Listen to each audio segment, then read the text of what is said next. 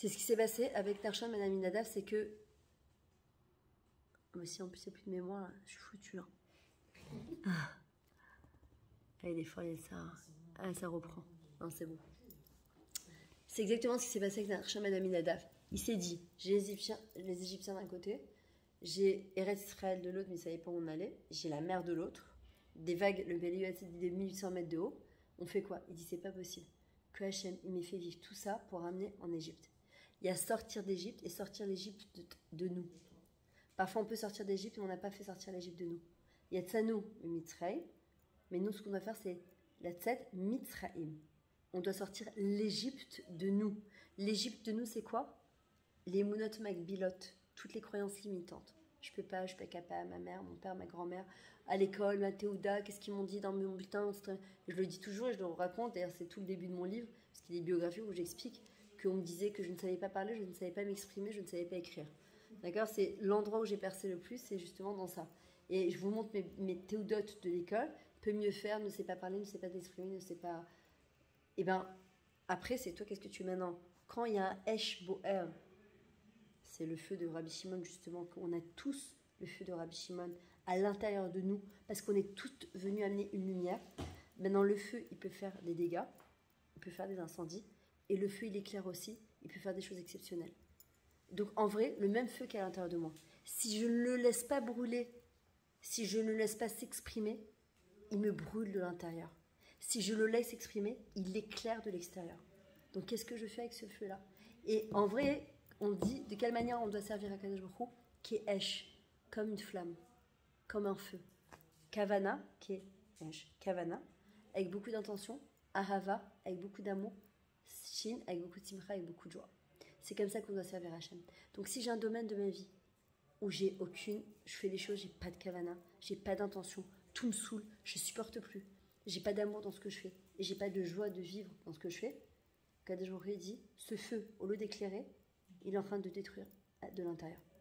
Donc si je veux que les choses, elles changent, c'est à moi de changer les choses. Après Hachem, par contre, il va m'aider. Et ça, je l'ai vu. Et elle peut en témoigner, ma fille, puisque c'est ma fille, quoi. Elle vit avec mon quotidien. D'accord?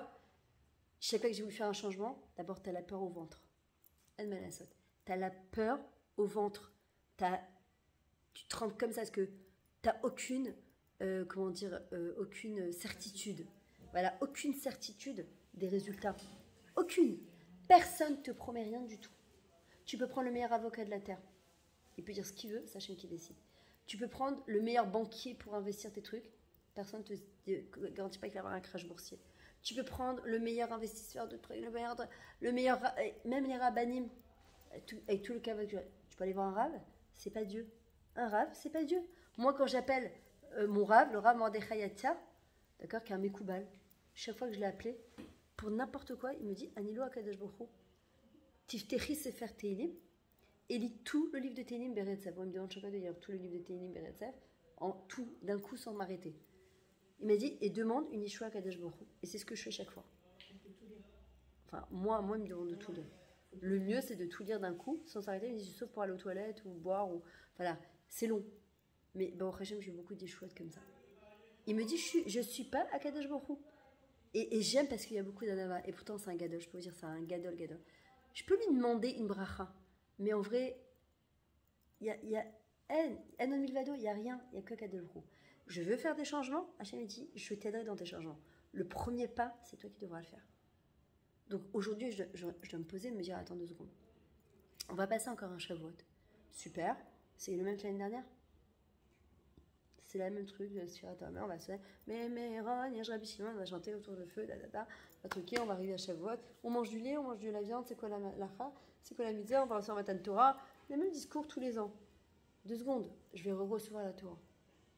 Je vais recevoir la Torah cette année. C'est quoi on reçoit la Torah? La Torah, c'est la vie. Est-ce que je vis ou je suis en mode survie? À moi de faire un bilan, en fait, de ma vie. Alors, c'est ce que j'expliquais tout à l'heure, que dans la Chassidoute, on dit le mot les sports. Ça vient du mot... on a dit saphir. Saphir, c'est quoi? C'est une pierre précieuse. C'est-à-dire que chaque jour qu'on aura compté dans notre vie, au bout du compte, on devra en faire une pierre précieuse. C'est-à-dire que le but, c'est d'en faire une pierre précieuse. Deuxièmement, en hébreu, quand tu dis je te calcule pas, comment tu dis? Ani lo sofara tota.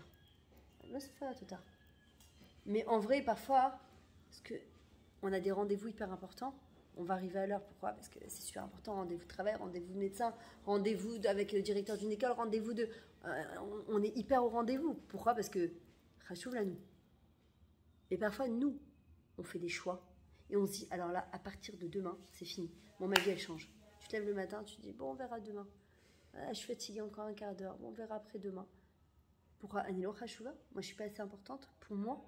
Mais si moi, Annie, je ne fais pas ce Sirat Haomer là, c'est-à-dire si je ne me calcule pas moi, si ma vie, je ne la calcule pas comme il faut, alors qui c'est qui va le faire? Im Anani li mili, im no la'atzmi, mi ani vim lo arshami matai. Si moi je ne suis pas pour moi, personne ne sera. Et si c'est pas maintenant, alors quand? Et la troisième chose, le mot l'e-sport, c'est un du mot c'est faire. C'est faire, c'est quoi? Ben, c'est un livre. On est tous soufferts à Kadosh Baruch Hu, tous les ans à Rosh Hashanah.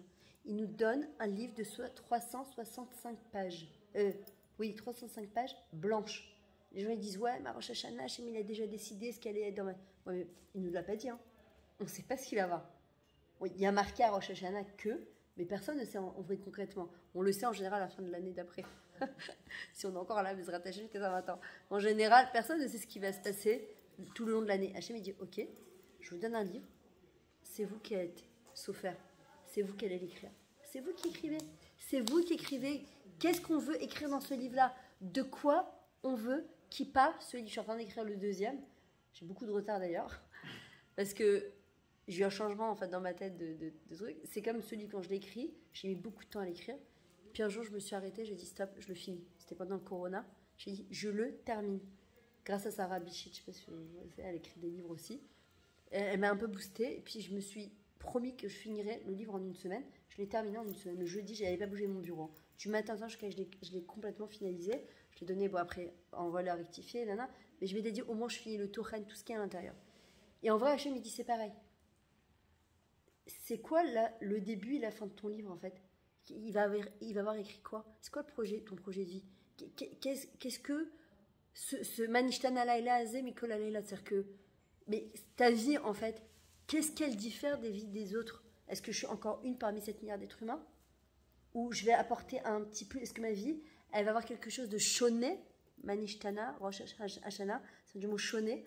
Qu'est-ce qui va changer par rapport à... Parce que si c'est la même vie que l'année dernière, en fait, j'ai vécu... Bon, j'ai certainement fait des mitzvot, peut-être c'est les mêmes mitzvot que l'année dernière, mais qu'est-ce qui a été shoné? Et si c'est passé des choses dans ma vie, bien ou pas bien, dans le pas bien, il devient bien à condition que j'en tire des leçons. Si il se passe des choses pas bien et que j'en tire pas de leçons, alors ça devient du pas bien. Le Yetzer Hara, il a appelé au début de la Torah Tov Meod.